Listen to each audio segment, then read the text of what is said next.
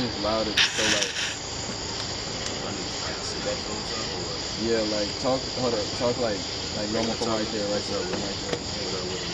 Hold up. Alright,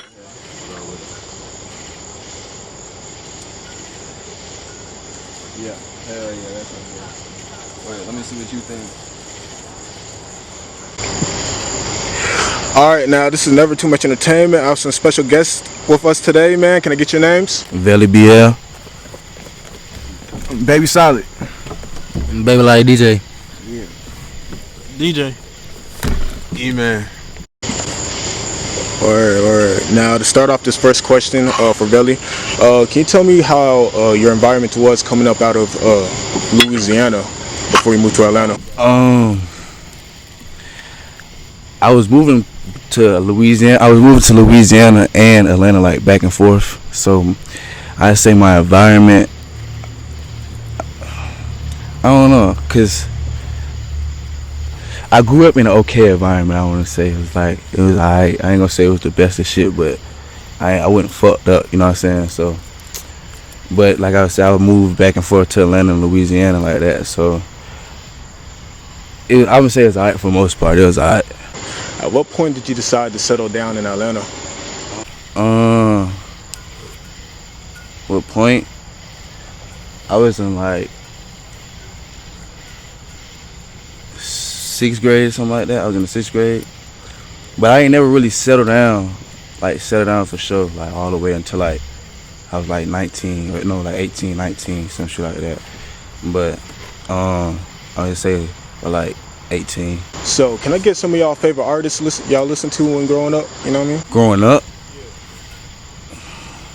what I listened to growing up, I listened to Tupac growing up. I listened to Chief Keef, G Herbo. Who else I listen to? A lot of like Chicago niggas, like really, but that's about it. Like old niggas, really just about Tupac. That's about it.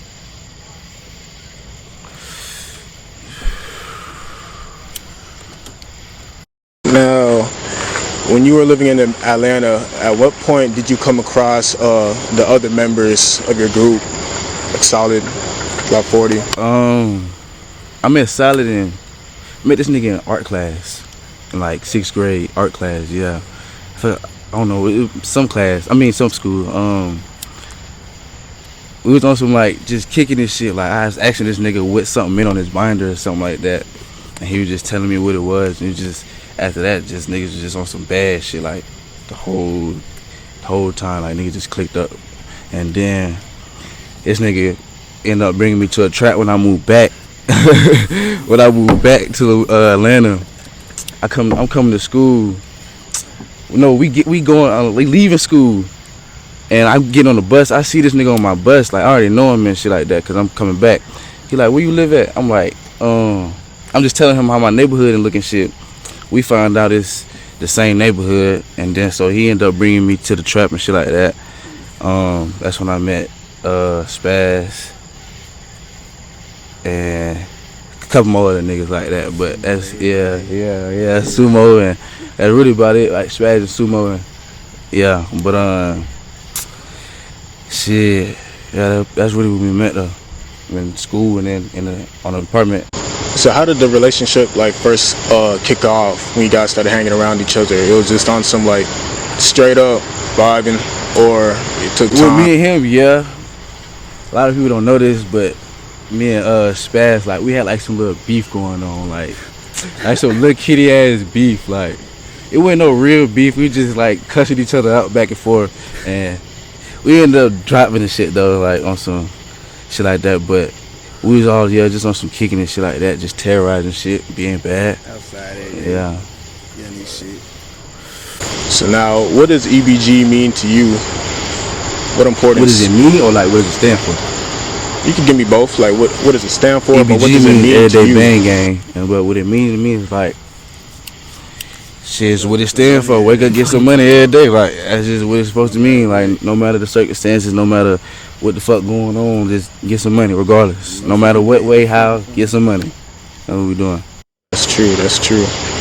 Now, was there any situation in your life or a moment where you came to the realization that you wanted to take music seriously? Yeah, like a year ago when I made Lethal with Spaz. Niggas been telling me to rap, like him and Spaz been telling me to rap. I got one song, it was like 14 on some shit like that, recording in the closet and shit.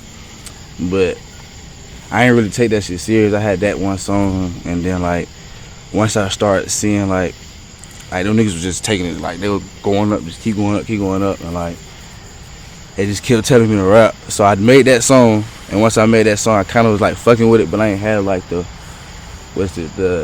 courage to drive to do the shit. So I feel like in like me experiencing different shit kind of gave me the drive to rap, because it's something to rap about, you know what I'm saying? So it's like. Now, do you have any fan favorite tracks out there that you kind of like, once you saw it start catching numbers, you're like, okay, I want to keep on doing this? You said fan favorites? Yeah, well, like some tracks, you know. I have, how many songs I got out? I got Lethal, Murder Business, Jason, Dying About It. Yeah, all them bitches going crazy though, but Lethal was that first song I made. Then I had, then I made Murder Biz.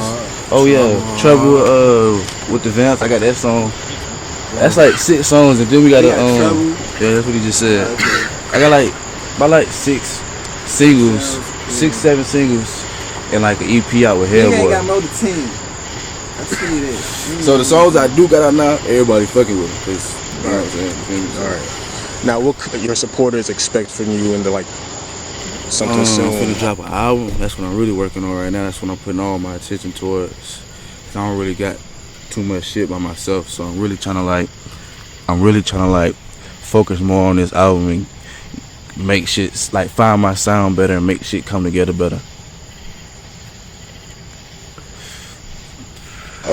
Now, you recently had your first performance this year. That's correct.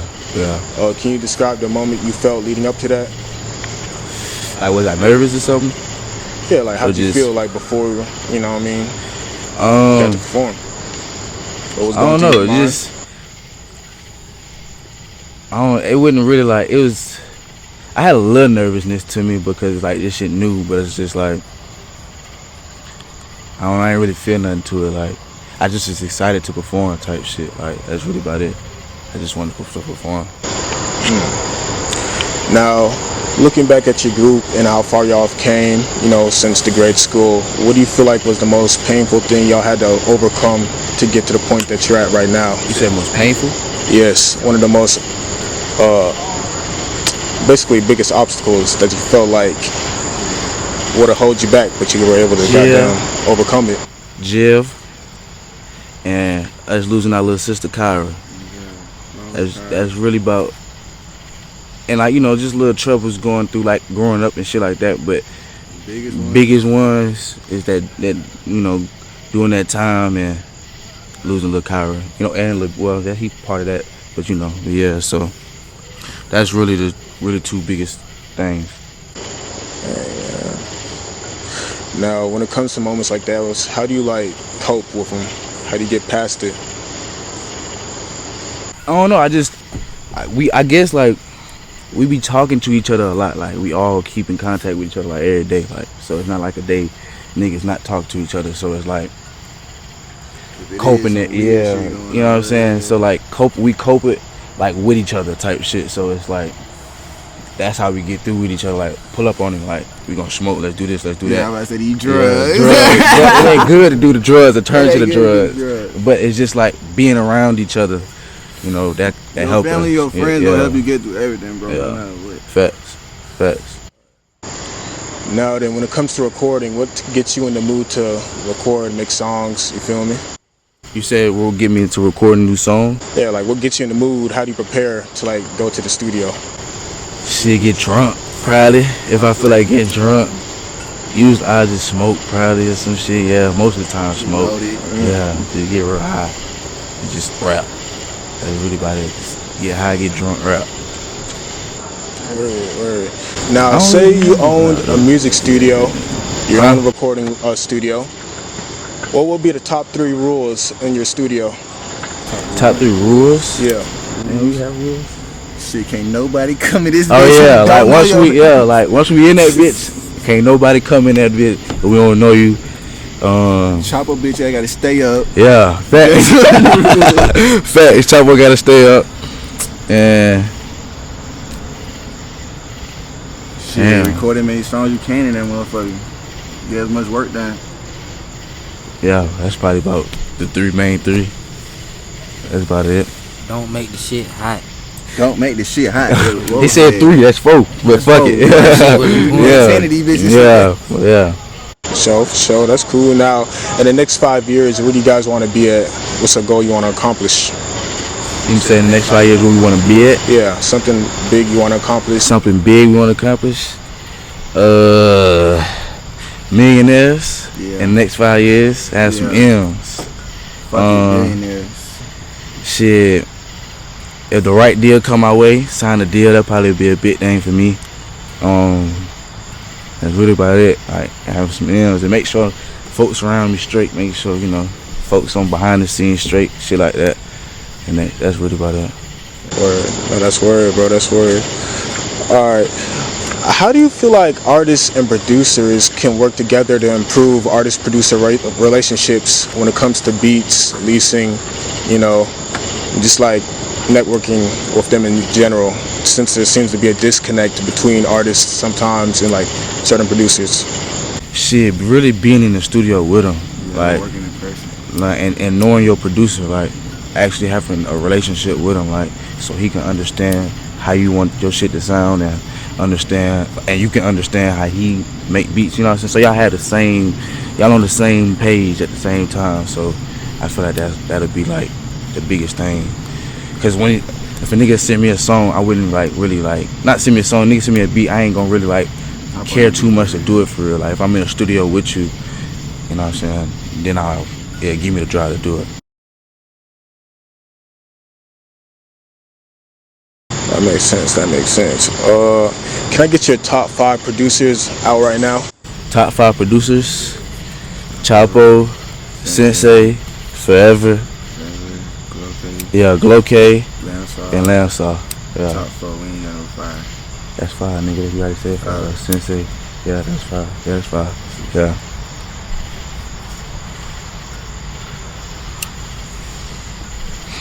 Yeah. Did we say that? Chapo, Sensei, Yeah. Chapo, Sensei, Glokk, Lamsaw, and Forever. So, do you know about the impending cop city in Atlanta? The impending cop city in Atlanta. So right now in Atlanta, there's actually been a fight for the past, I believe, year and a half. They plan on tearing down neighborhoods in the inner city to build up a police academy. Wait, tearing down neighborhoods and building up police?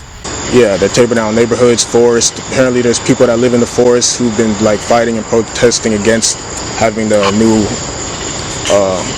basically academy built up. It's going to be acres long. Like it's going to be a lot of land that's going to be used to build it up to help fight, I guess, crime in the inner city. So wait, so the police doing that, you saying? Yes, the police are doing it. But for them doing it, that means they're going to have to kick tens and thousands of people out where they live at. It's also going to take away a lot of the, you know, natural land, trees Atlanta has. First, we don't really fuck 12, so we don't really care for too much. Like, I don't know what the fuck going on. But yeah, that's what I'm saying. I don't know shit like that. I feel that. Now, yeah, in my opinion. Can I get your top 3 food joints in the city? Damn. You know, something that supporters you feel like they got to go to. What's that big? I think Mamas or something like that. I don't really have no top 3. I don't really be eating like no crazy shit like that. But I fuck with Mamas for real. Anyone else can add to them? Anyone else? What the question was? What's the Favorite top 3 food places in Atlanta? Food places? Yeah, joints, you know what I mean? I say Mamas. It's like shrimp tacos. I said Waffle House. He say Waffle. That shit everywhere. That shit not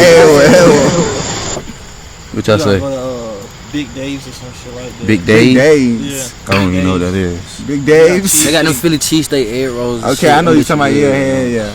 Big Dave's. That He know about the food. that man versus fries shit. That shit straight. Say it in the goddamn Say mic. it, yeah, come. You can hear me? I don't know if You you hear can. me? That man versus fries shit hard too. Big Dave's. Shit. I know not Mahjana, but the Foley Chow and fucking Buckhead, that shit good too. I don't know about the other one, but the one in Buckhead is straight. Hit that one up too. Yeah, whatever that nigga said. But that's about it. I don't know. Oh God, niggas just be eating Yeah, I regular just food. eat whatever the Wendy. fuck, Eating yeah, regular fact. food. Alright, man. Okay. Now then, Velly, can I get your #1 priority in your life right now? #1 priority. You know that. Take care of my folks. That's really about it. That's my only priority. Take care, and like I said the first time, that's what I want to do. Yeah, man. Now, if you were able to meet your younger self at any time and age, what would you tell him? If I could meet myself, if I would have met myself at Yeah, any like age, any this time. up, What would you tell yourself if you were able to meet yourself, say, 10 years, 12 years?